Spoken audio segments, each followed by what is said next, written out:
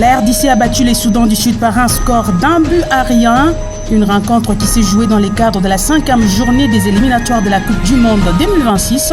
Grâce à cette victoire, la RDC obtient 10 points et se classe momentanément en 2e position du groupe B après les Soudans.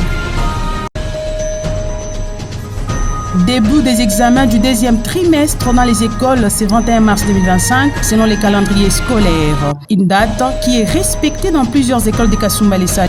Les chefs d'établissement appellent les parents à aider leurs enfants à la révision des matières à la maison pour assurer leur réussite à ces épreuves. Les personnes qui souffrent de la trisomie 21 ne doivent pas être stigmatisées. C'est un conseil du docteur Serge Tchani du centre médical, un conseil donné en marge de la célébration de la journée mondiale de la trisomie 21. C'est l'ossature de cette nouvelle édition des news à la radio Télé Congo Info. Voici les développements de ces informations.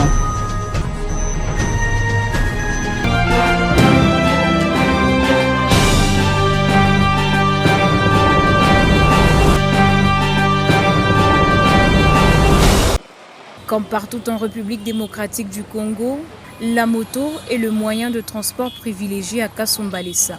Cependant, pour les motocyclistes, ce mode de transport très prisé par les Congolais devient de moins en moins rentable. Depuis plusieurs mois, le prix des motos a considérablement augmenté. Simplice Santumba, qui exerce le métier depuis plus de 10 ans, témoigne. Avant, on pouvait acheter une moto à $1070. Aujourd'hui, le prix varie entre $1150 et $1200 selon les vendeurs.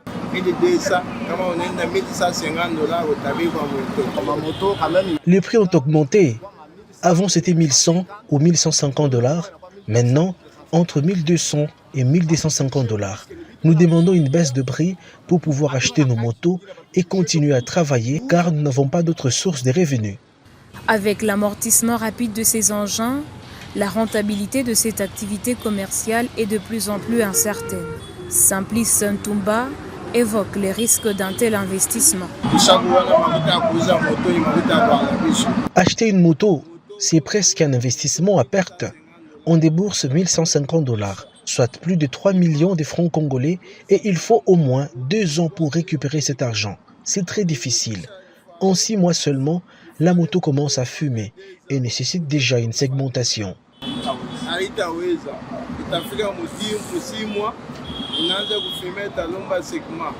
À la Commission nationale de la prévention routière, CNPR, le chef de la division des études, de planification et de la technique, Christophe Lia, réfute l'existence d'une taxe CNPR. Il parle plutôt d'une redevance de $24. Nous, on appelle ça redevance parce que nous n'avons pas de taxes. Nous n'avons que des redevances qui sont l'effet de prévention et sécurité routière. Alors, dans les ressources de la CNPR, il y a la vente de produits fluorescents qui sont les signes, les autocollants, des signes distinctifs et des signes réflectifs. Alors, quand on a pris l'arrêté de 2006, il n'y avait pas de prix fixés. C'est alors qu'en 2012, on a fait l'arrêté 0,52. C'est là où on a mis le prix des ventes des signes distinctifs et des signes réflectifs des automobiles et des motos. Malgré ces explications, des incertitudes subsistent. Des importateurs qui ont requis l'anonymat dénoncent une charge injustifiée et une double imposition qui pénalise leur activité. Ils pointent également une inégalité. Certaines marques comme Aoudjou, Hero et Teves sont soumises à cette taxe, tandis que Yamaha et Prodimpex en sont exemptés sans explication. Conformément au calendrier scolaire, les enfants doivent débuter les examens du 2e trimestre le 21 mars pour terminer le 28. Après le 28, les enfants seront libérés. Ils vont revenir le 4 avril pour la proclamation. Les parents, nous savons bien que l'enfant c'est les jeux. mais les parents doivent faire quand même un effort pour que l'enfant dispose du temps pour revoir ses cours. Il peut être devant la télévision pour la distraction, mais que cela ne soit pas une raison pour que l'enfant puisse dormir peut-être en retard, pour que l'enfant puisse oublier que je dois revoir mes cours.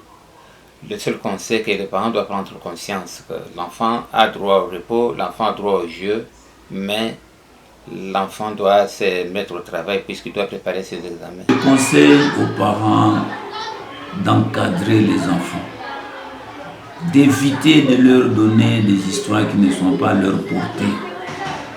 Ça pervertit l'intelligence, même la mémoire des enfants. Au lieu de se rappeler des matières qu'ils voient en classe, ils sont capables de restituer des films, tout ça. Et vous sentez que les enfants d'aujourd'hui sont vraiment en l'air.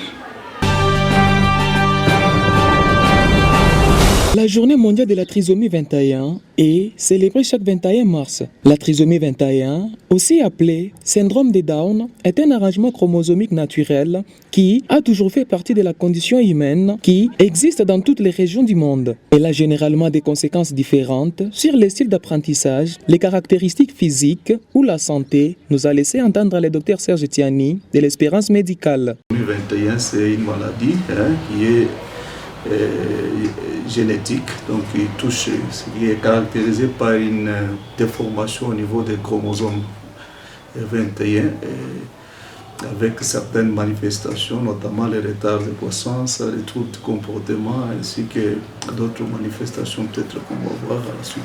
La qualité de vie des personnes vivant avec le syndrome de Down ou la trisomie 21 peut être améliorée en répondant à leurs besoins de soins de santé grâce notamment à des contrôles médicaux réguliers pour surveiller leurs conditions physiques, mentales et pour fournir en cas de besoin une intervention. Mais des personnes vivant avec la trisomie 21 sont souvent objets de moqueries, d'humiliation, de rejet, pour ne citer que ceci. Serge Tiani invite la population à ne pas maltraiter les personnes qui souffrent de la trisomie 21. La plus grande sensibilisation, c'est que quand vous avez une personne comme cela, il faut lui montrer l'amour.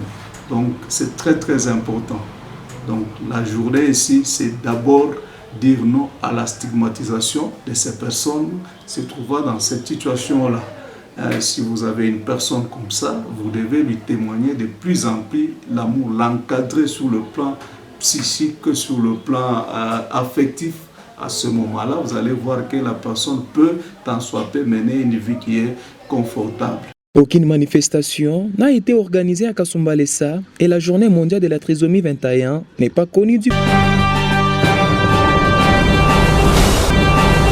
Le ministre d'État en charge de la justice et garde des Sceaux Constant Moutamba a procédé ce jeudi à la visite d'inspection de la prison de haute sécurité de Tinkakasa dans la province du Congo central. Infrastructure pénitentiaire avec plusieurs compartiments, cette maison carcérale datant abandonnée sera désormais la destination de tous les détourneurs des deniers publics et l'ode de tous les criminels, annonce le ministre de la Justice. Dans cette prison, il y a un bunker. Quand vous y êtes, c'est difficile pour vous de vous évader et c'est difficile pour vous de trouver votre famille sans l'autorisation d'État.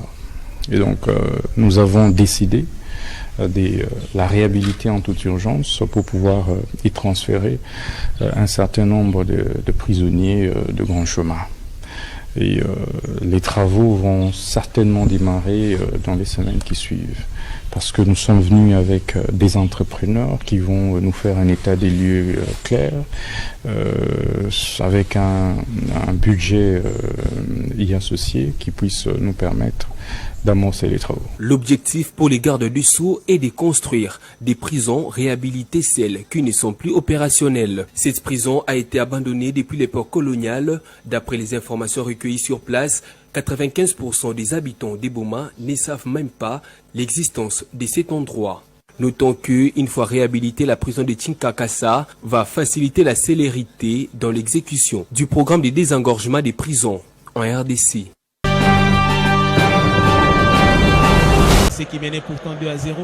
Coupe du Monde 2026, la RDC sur une bonne pente. Les Léopards ont remporté les duels de la 5e journée des éliminatoires de cette rencontre sportive. C'est vendredi 21 mars au Stade des Martyrs de Kinshasa face au Soudan du Sud sur les scores d'1-0. Être sur son bon pied pour tirer. Théo Bongonda qui et c'est bien fait. C'est bien fait, c'est dans le but. Théo Bongonda qui s'est mis dans de bonnes conditions et sur son pied gauche pour armer cette frappe. Le jeu a été dominé par la RDC qui a multiplié des actions dangereuses dans les camps adverses, mais celles-ci ont été sans succès jusqu'à la fin du temps réglementaire de la première mi-temps. L'unique but de la partie est venu par Théo Bongonda à la 48e minute des jeux. Les filets n'ont pas tremblé en seconde mi-temps. Par contre, les jeux s'est refroidi dans les deux camps, notamment par une petite pluie qui est tombée sur les stades des Martyrs. Le score final de la rencontre est resté inchangé, RDC Soudan 1-0. Face à cette victoire, la RDC compte 10 points. Elle se classe provisoirement en deuxième position du groupe B derrière les Soudans. Et là, ils ne sont pas avalés parce qu'ils font vraiment un beau match. Fin de cette nouvelle édition des news, rappel des principaux titres. La RDC a battu les Soudans du Sud par un score d'1-0. Une rencontre qui s'est jouée dans le cadre de la 5e journée des éliminatoires de la Coupe du Monde 2026. Grâce à cette victoire, la RDC obtient 10 points et se classe momentanément en deuxième position du groupe B après les Soudans. Début des examens du deuxième trimestre dans les écoles, c'est 21 mars 2025, selon les calendriers scolaires. Une date qui est respectée dans plusieurs écoles de Kasumbalesa.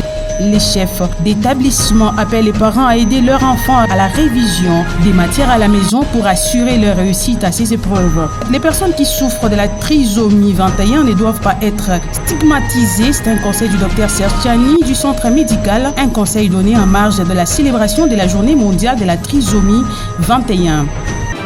Merci de votre confiance à RTCI et retrouvez dans moins d'une semaine Cédric Dadi Moumba pour une autre session des Aïe.